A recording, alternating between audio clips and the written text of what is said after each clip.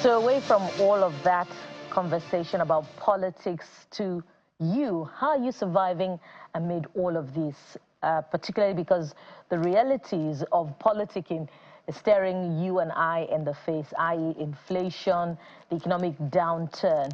So how do you keep your head above water and maintain a steady, comfortable account balance with what you're doing legitimately?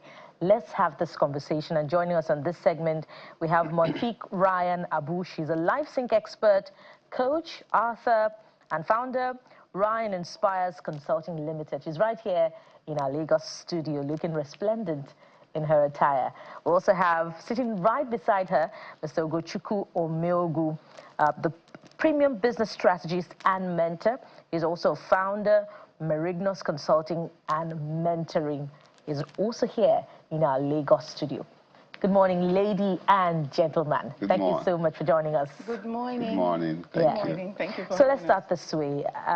You know, trying to get into the minds of those who may be watching, who are doing one thing or the other legitimately. I look through the list of leading businesses in Nigeria. There's digital marketing, there's fashion designing, just to mention two.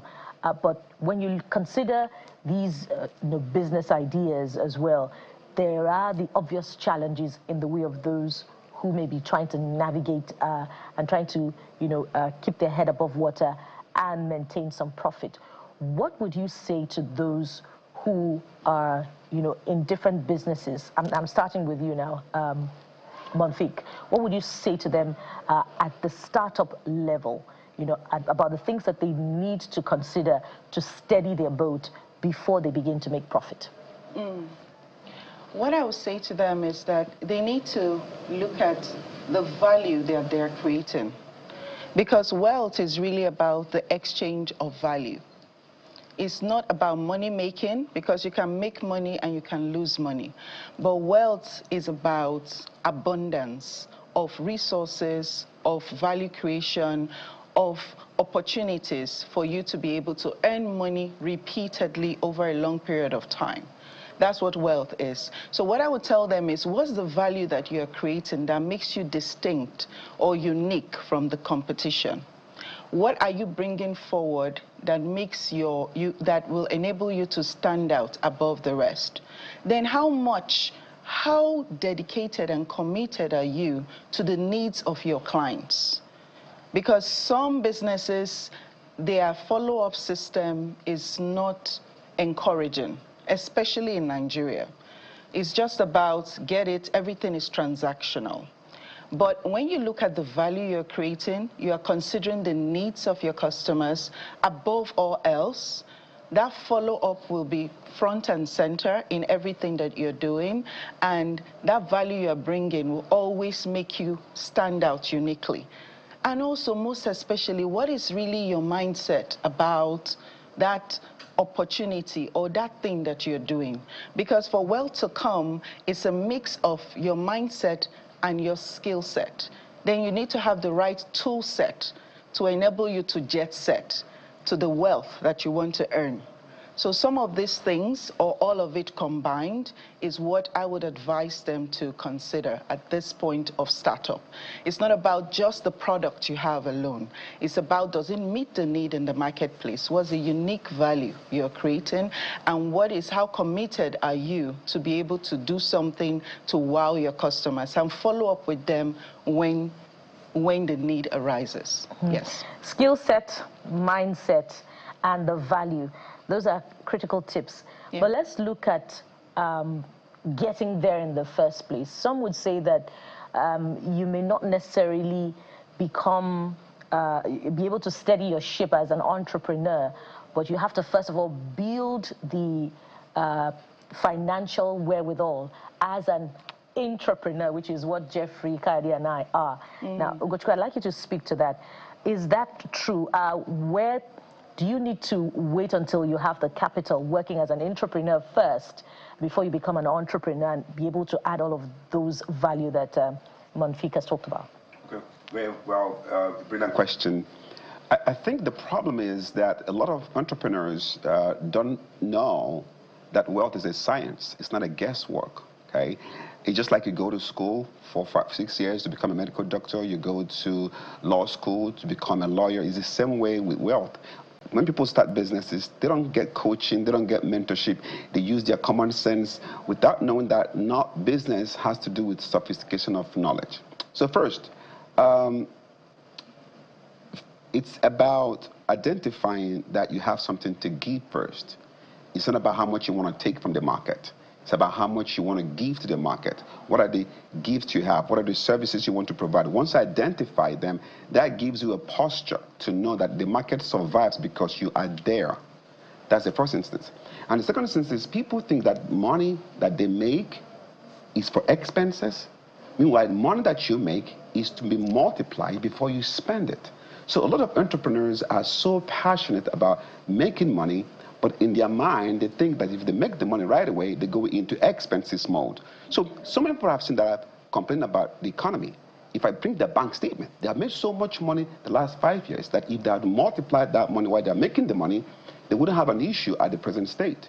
So I think the overreaching philosophy about wealth creation in terms of for entrepreneurs is to understand that wealth goes through 5 stages. Okay, the first stage is how can I bring money through my value, stage 1.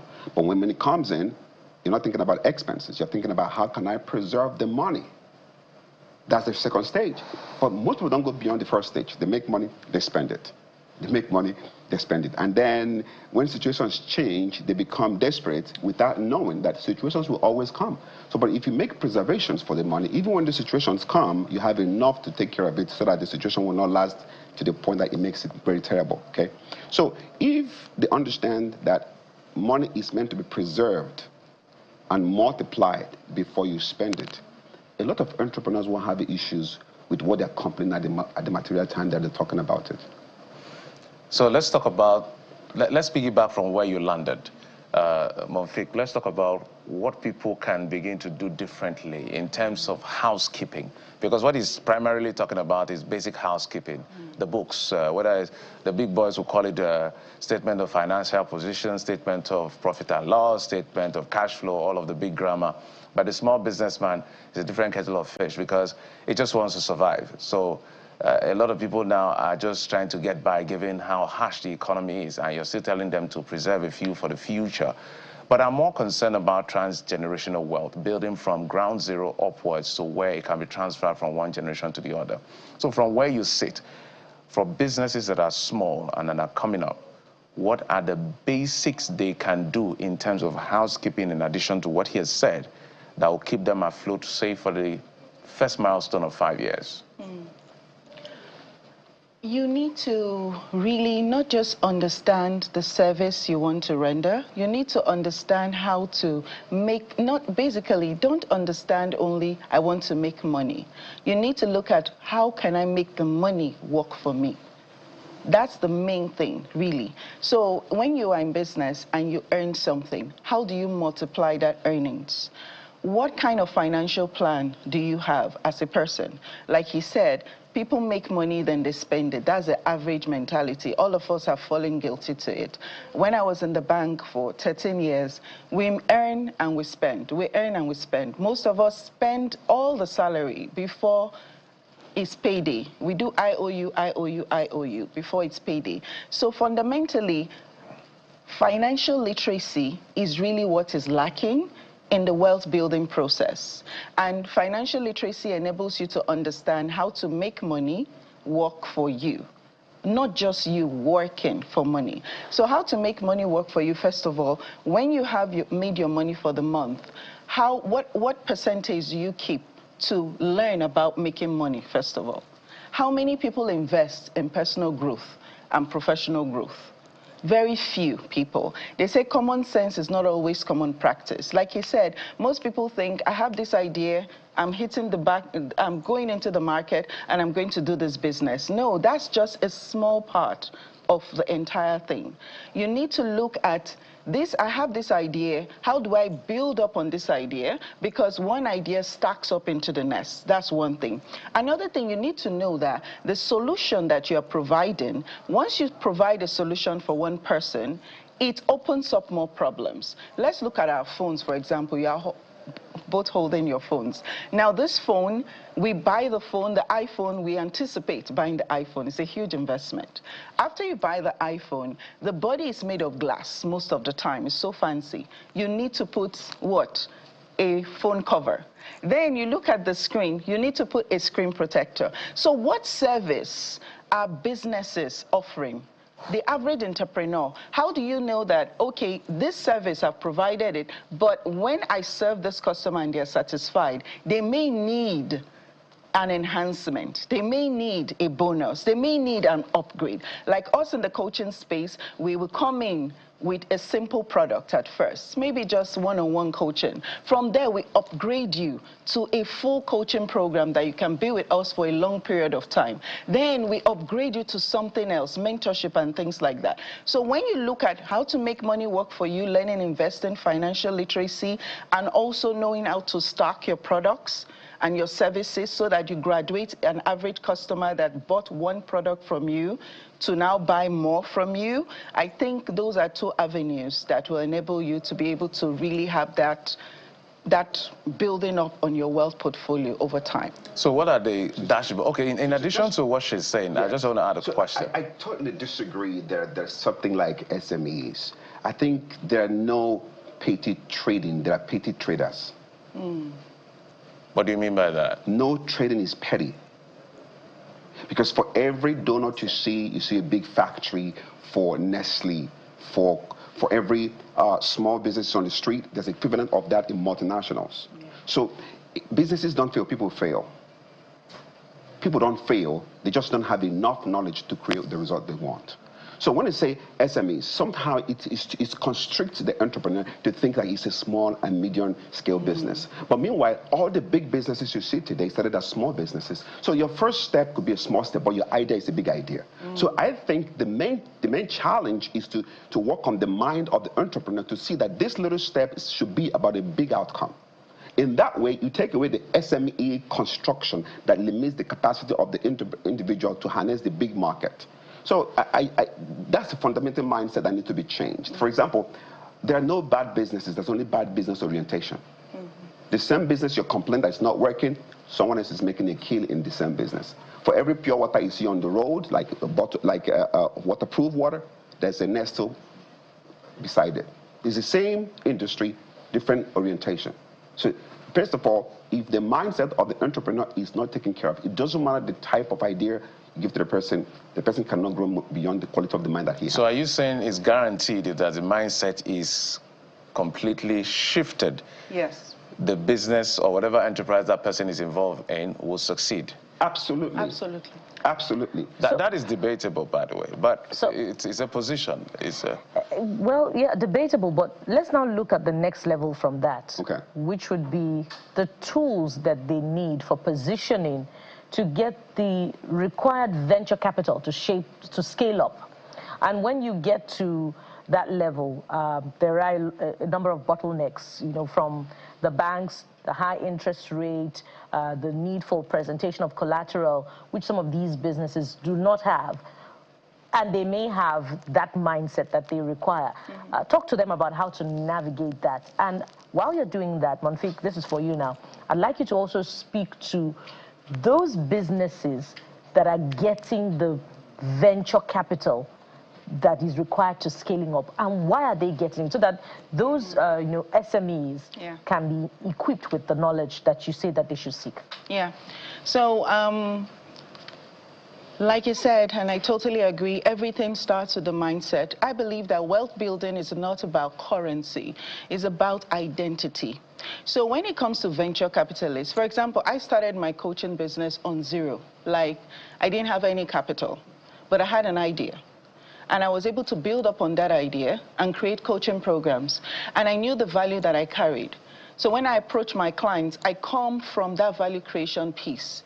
You need to know what is lacking for the client that you can meet at the middle and be able to expand on it. So from now, I've been able to raise enough capital, and I'm continuing to build my business. I've written 3 books. This is the 3rd one. From that idea, and I'm building up on that. So I would say that we need to really believe in our idea. We have to have an identity that looks at not our vicinity alone, but knowing that our internal mind is bigger than any external situation that we face. It's not about your situation, it's about your experience. How do you determine that this situation is bad, but you're going to bring out a good outcome from it? Because we cannot control what happens, but we can control how we react. And that's why the mindset is such an important piece in all this. Then for venture capitalists or entrepreneurs that are able to get those capital, what I know that they do, because we all attend networking events, we go for business seminars, we see all of these things, they have this best practice standards. Most businesses start with a small mindset and they make themselves small. That's why he's debunking this whole perspective of small and medium enterprises, because there's nothing small about our mind. God has created us to be bigger. God has created us to create things. So we are bigger than we think we are. On the average, every person, however you think you are, I will bet you, and I will be 100% correct, that you are bigger than you think you are. All you need is to get a coach, get somebody to unpack your value that you carry, and you will see how big you are. So if they could give us specifics now for those who have to, cross those hurdles of collateral, high interest rates. Specifics. Yes. How do they navigate? Yes, what they need to do, they have to really, for the idea, like if I want to use my book, for example, I want to get this book maybe into 20 countries. I would need capital for that. I need to make sure that all the sales that I've made of this book so far is properly documented. All my invoices are sorted. Every client must have receipts. I have to have my accounting systems foolproof. As a business owner, even if I'm making small money, I have to always be talking to an accountant to get my books in order. These venture capitalists, that is what they look at first and foremost, not just your idea, but how good are your books? And can you have like a forecast, a business forecast to say in 5 years, this is the income that I'm going to bring in. In 10 years, this is the income I'm going to bring in. You do a 3-year cash flow analysis. When you have that and you give it to the venture capitalist, whether you have an office or you don't have an office, if your books are good, everything is accountable. And if you are in a product service where you have to have your inventory is accounted for, your suppliers, your receivables, you can be able to calculate everything in a proper way. Those are the things that will enable you to get that capital that you need.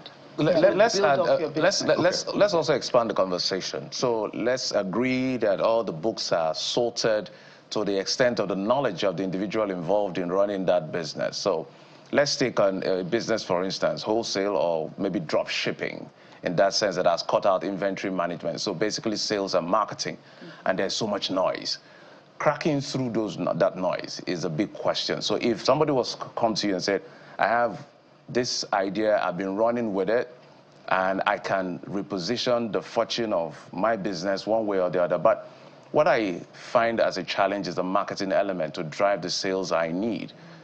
What will you tell the person in this age of social media? Okay, just to go back a little bit, I worked with JP Morgan Chase Bank, okay, as an investment banker, right?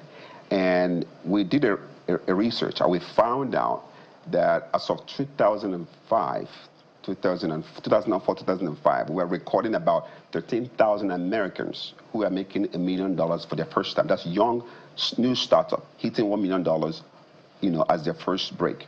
Now, when we dug deeper, we found out that it was mentorship that was the key factor.